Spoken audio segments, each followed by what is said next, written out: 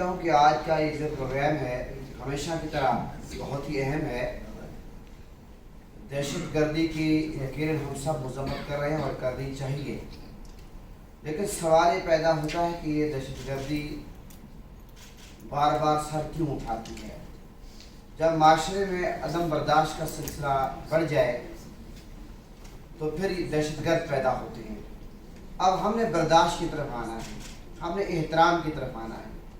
جب ہم ایک دوسرے کا احترام کریں گے، ایک دوسرے سے محبت کریں گے، ایک دوسرے کو برداشت کریں گے، ایک دوسرے کو پڑھیں گے، ایک دوسرے کو سمجھیں گے، میں یہ سمجھتا ہوں کہ عدم برداشت میں جب کمی آئے گی تو دہشت گردی میں بھی کمی آئے گی۔ اسلام اور تمام مذاہب وہ احترام سکھاتے ہیں۔ کوئی بھی مذہب یہ ہمیں تربیت نہیں دیتا، یہ نہیں کہتا کہ آپ جا کر کسی کا گلا کاٹو، یا مندر میں، یا آپ چرچ میں یا مسجد میں جا کر بم بلاسٹ کر دو، لوگوں کی جانیں اس طرح لے لو۔ کوئی بھی مذہب ہمیں اس چیز کی اجازت نہیں دیتا، یہ بات یاد رکھیں۔ دہشت گردوں کا کوئی مذہب نہیں ہے۔ یہ وہ لوگ ہیں جن کو باقاعدہ طور پر پٹی پڑھائی جاتی ہے، جس طرح ہماری بہن بتا رہی تھی کہ ان کو باقاعدہ سب بات دکھائی جاتی ہیں۔ میں ہمیشہ ایک مثال دیتا ہوں کہ جو ہمارے بچے ہیں ان کی مثال میموری کارڈ کی ہے، یو ایس بی کی ہے۔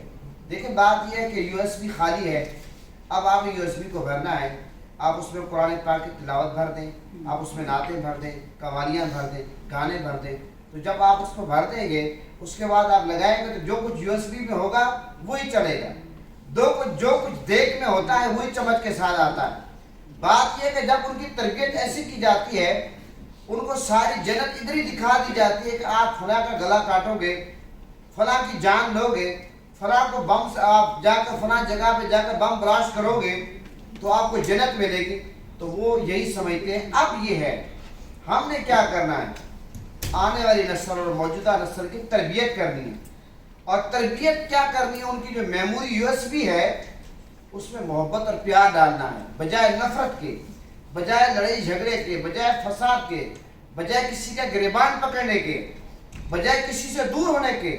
ہم نے احترام کا جو رشتہ ہے وہ ان کے دل و دماغ میں بٹھانا ہے کہ بھئی آپ نے دوسرے کو برداشت کرنا ہے، اور یہ محبت اور پیار، احترام کا رشتہ کہاں سے ہم میموری میں ڈال سکتے ہیں؟ ایک بات یاد رکھیں، سب سے پہلے تو ماں کی گود ہے، باپ کی تربیت ہے، گھر کی سے تربیت کا سلسلہ شروع ہوتا ہے۔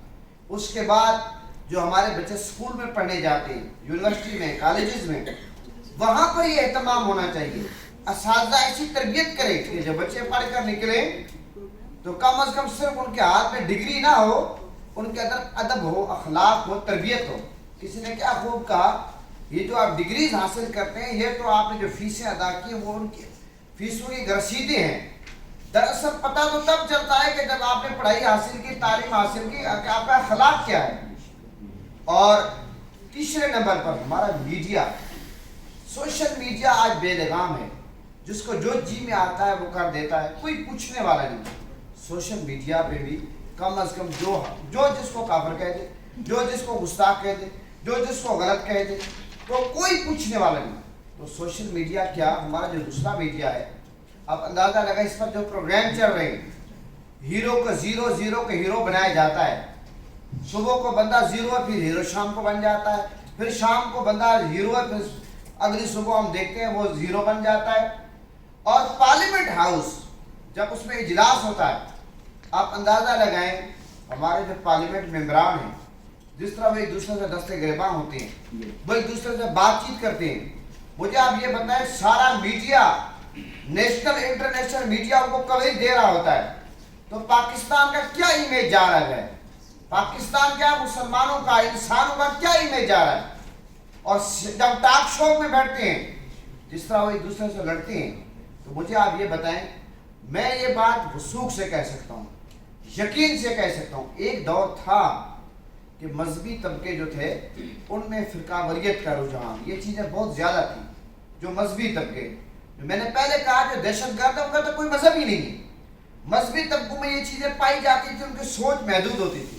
لیکن اب اگر آپ سروے کر کے دیکھیں، آپ اپنی ایجنسیز کی جو رپورٹ ہے وہ پڑھ کر دیکھیں، ان سے رپورٹ منگوا کر دیکھیں، الحمدللہ مساجد میں اصلاحی ٹاپک پہ بھی بات ہوتی ہے، آپ چرچوں میں بھی اصلاحی ٹاپک پہ بات ہوتی ہے، بندر میں بھی بات ہوتی ہے، اب لوگ یہ بات چیت کرتے ہیں۔ میں یہ سمجھتا ہوں اس وقت سب سے زیادہ فرقہ واریت پھیلانے میں، عدم برداشت کو فروغ دینے میں دو طبقات کا سب سے زیادہ کردار ہے میرے نزدیک، وہ اس کو برا سمجھے یا اچھا سمجھے، ایک سیاستدانوں کا اور دوسرے نمبر پر سوشل میڈیا کا۔ سوشل میڈیا کو غلط اور سیاستدان بالکل اس طرح تربیت کر رہے ہیں اپنے ورکرز کی کہ وہ دوسرے بندے کو انسان ہی نہیں سمجھتے۔ میں یہ سمجھتا ہوں کہ ہم سب کو برداشت کی طرف آنا چاہیے۔ جو کل کا واقعہ ہوا بہت ہی افسوسناک واقعہ، اس سے پہلے پشاور میں جتنے واقعے ہوئے، اور ہم کیا کہیں کہ اللہ معاف فرمائے، اللہ تعالیٰ پورے ملک کو، پوری انسانیت کی حفاظت کرے، اور بہت افسوسناک واقعہ ہوا، اس پر جتنا افسوس کیا جائے کم ہے۔ ہم اس غم میں ان کے برابر کے شریک ہیں، ان کے لیے دعا گو ہیں کہ اللہ تعالیٰ ان کے پسماندگان کو صبر عطا فرمائے اور شہداء کے درجات بلند کرے، جو زخمی عوام کو صحت دے۔ ہمارے جتنے بھی فورسز کے لوگ بیچارے شہید ہوئے ہیں، اللہ تعالیٰ ان کی حفاظت کرے، اداروں کی حفاظت کرے۔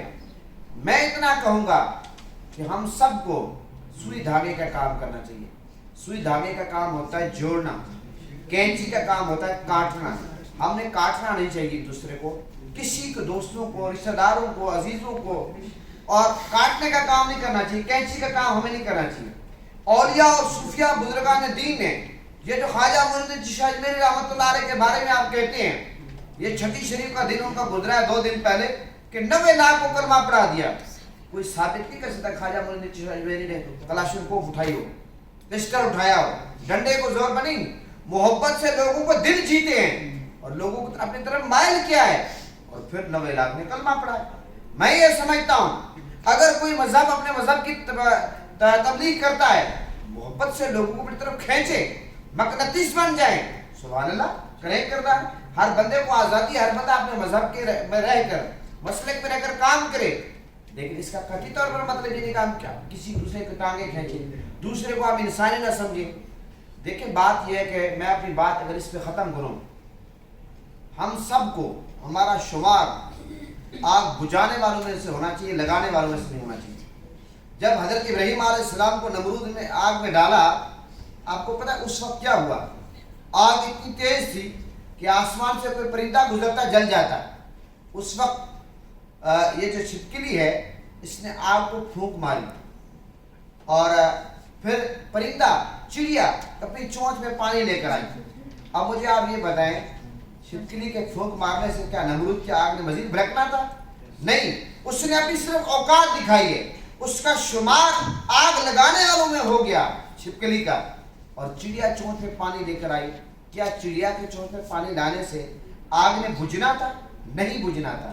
صرف یہ ہے کہ چھپکلی کا شمار آگ لگانے والوں میں سے ہوا، آگ بھڑکانے والوں میں سے ہوا۔ چڑیا کا شمار، چڑیا کی نسل کا شمار آگ بجھانے والوں میں سے ہوا۔ خدارا ہمیں اس ملک میں اور پوری دنیا میں ہمیشہ ہمارا ایسا کام کرنا چاہیے کہ ہم دنیا میں رہیں یا نہ رہیں، ہمارا شمار آگ بجھانے والوں میں سے ہونا چاہیے، آگ لگانے والوں میں سے نہیں ہونا چاہیے۔ تو اس یہ وقت کی ضرورت ہے کہ آگ محبت کو فروغ دینا چاہیے۔